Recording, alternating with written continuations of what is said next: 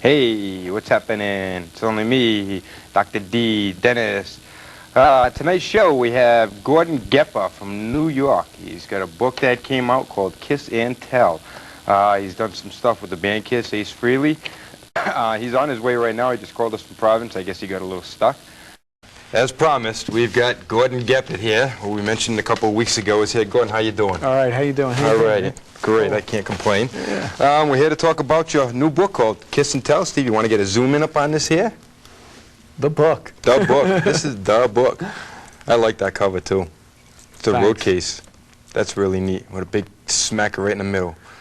Kiss and Tell by Gordon Gebert and Bob McAdams. Bob McAdams, yeah. Now, who's Bob McAdams? Bob McAdams was best friends with Ace since they were teenagers, like early teens, 14, 15 years old. He met up with Ace in the Bronx. And all the diehard Kiss fans know the story of how Ace answered an ad in the Village Voice, and it was a famous ad, wanted guitarist with flash. And what the real story is, Bobby McAdams bought that Village Voice, and he circled that ad. And he went over to Ace's house, and Bob was a guitar player at the time, amateur guy, and he says, "Oh, I'm going to try out for this band." And Ace says, "No, I'm going to try out." So they were both went down. So it was a battle between them who wants to be part of the Kiss band. They both went down to the audition, and then Ace, Bob chickened out. He got cold feet, and Ace tried out, and he got into the band. Got cold feet? Yeah. Back then, when Kiss first started in '73, you know, they weren't a big band at all. Right. No, they were just a bar band. So they must have really thought at first, like, "Oh, got to dress up in makeup? Come on!" You know, what are you talking about? That evolved, and it evolved pretty quickly, and they made it fast. They made it quick. Yeah, I thought that was so unique. When I first started getting into Kiss, it was from the Alive album when I first knew about them. And you look at their album covers, like, wow, that's really cool. That's a unique band, and everybody wanted to see them. But getting back to Kiss and Tell, you'd say that this is the Dirt Book. Dirt book, yeah. Dirt book. It tells all the squealed nasty deeds. of a rat. Now, why would you say that? A friend of mine, actor, comedian, Frank D'Amico, and we went on a radio show, and he plays mobsters all the time, and he was joking around and said, "You ratted out on Kiss, you squealed." But I'll tell you how it came about, the book. I don't like tell-all writers like Kitty Kelly and you know. Yeah, you really don't always want to hear I don't have respect for you know, people that write to make a buck. What you wrote?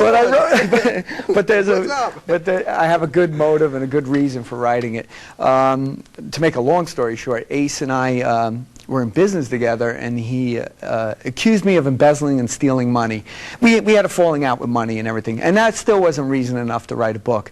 But he went and publicly wrote a letter to all these Kiss fans saying I embezzled and stole money and this and that, which was so far from the truth. And then months later, he claimed bankruptcy, and in reality, he owed me money and put me on his bankruptcy papers and tells the government he owes me money.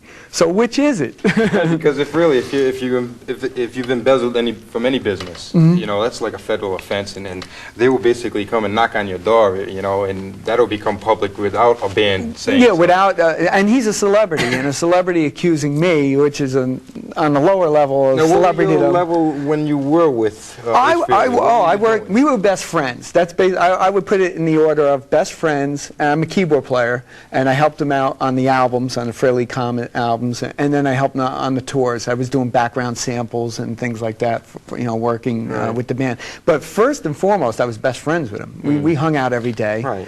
And friends. Yeah. So we were real tight, and it was just a real big slap in the face for him to do that to me. And what the book started out as was a letter to the fans explaining my side of the story. And I ran into so much frustration with the fans because they said, you know, they believed him. Ace is God.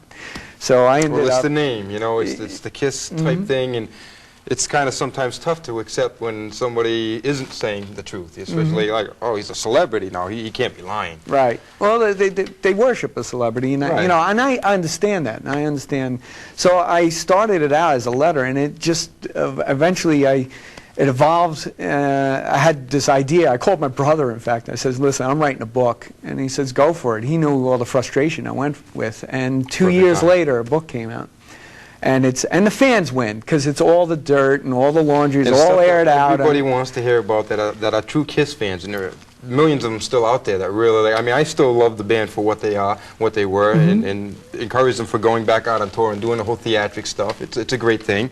Well, the book goes beyond, I want to say, beyond Kiss fans. You don't even have to be a Kiss fan to buy the book. If you're just a rock fan, I mean, if you like Spinal Tap, this is like a real, cool. Yeah, this is like the real life Spinal Tap. I mean, this story, it's not my problem, just airing out my problem in the book. I just started telling all the crazy, zany stories that went on, you know, behind the scenes with Ace. And Bob McAdams, my co-author, after I got the book deal, he chimed in and wrote his stories, all the crazy stories, during the, you know, the glory days of Kiss. So Bob was there. He was on tour. He was Ace's best friend during the Kiss years, and I was his best friend after the Kiss years. Well, I guess you come in at the right time then, you know. How was it working with Ace Frehley on a personal basis? So like you said, you were friends, you know, for what you said, from 85 to 94? Yeah, pretty much. It was almost 9-10 years. 9-10 years. And in that time, what did you do with Ace Frehley, as far as, like, how many albums did you come out with? When I first, we were acquaintances for a while, before 84. You know, and he was dating a friend of mine, this and that. and then we ended up bonding and becoming friends. And I worked on the first album. I made samples on the first Frehley's Comet album. And I did a song called Breakout, and they did like these samples, they call them, on keyboards. And I did these Flintstone type samples on Breakout. I did these backward screams and something moved, and just experimenting. Yeah, we were just doing that, you know, on the albums. And he was into technology and computers, and I was into the same thing. So we had a common interest there. So you sit there sometimes 10, 12, 16 hours a day just pounding at the music. Yeah, we were not getting enough of it. Well, another thing was whenever I worked with Ace, he was lazy. He really was. He was. The dirt's coming out again. He was lazy, and you know what? I feel bad because he's such a talent. He really is. He's an incredible talent. And you want to take the guy and go, you know, come on, wake up, get motivated. Yeah, get motivated. Exactly. And you know, when I'd said, you know how many kids want to be in your shoes, and you're not taking it serious, and you're not, you know, not taking really advantage of it, and making the most of what he could be. You're at a professional level. You're a professional musician. You're at the top of the world, and he got the world by the gonads. Yeah, there you go. and it was frustrating. It was frustrating working with him. What inspired you to write the book in general, as far as? I know you say you've had a lot of frustrations, you know, was that what inspired you to want to write the book, or is just? Yeah, there was frustrations, and also I was getting really nasty letters from fans. You know, you ruined Ace, you did this, you did that. I mean, Ace never took responsibility for himself. What do you think ruined Ace? Drugs and alcohol. Yeah, it was, and I was never into drugs and alcohol at all. I mean, I drank, but not. I wasn't an alcoholic or anything. Drug user. No, I was a social drinker. You know? Right. And I never drank when I played or anything like that. And then Ace was always drinking when he was playing, and he was doing Valiums, and he was doing all kinds of, you know, pills and stuff and that alcohol. Didn't make you think. No. Make you lazy. I mean, there was times I literally picked him up off the ground, and, you know, had to drag him into a limo and bring him home and throw him on his front lawn, and that was it. Oh, God, geez, that's just mortifying, you know. But, yeah, I can see that destroying somebody's career. I ended up going to the Chicago Kiss convention, and kids were coming up to me that read the book, and they recognized me. And there's plenty of photos of me with Ace in the book. And they were shaking my hand and going, that's the best Kiss book I ever read. Best rock book. And, you know, it just... everything, just page turner, and you couldn't put it down. That's all I hear is they can't put it down. Whoever picks it up and starts reading it can't put it down. That's got to be a good book, because sometimes I'll go through a quarter of a book and I'm tired. And then you just want to put it down. I mean, I've been so complimented, and I feel I'm psyched about this book. I mean, it's just getting out there on the shelves and everything.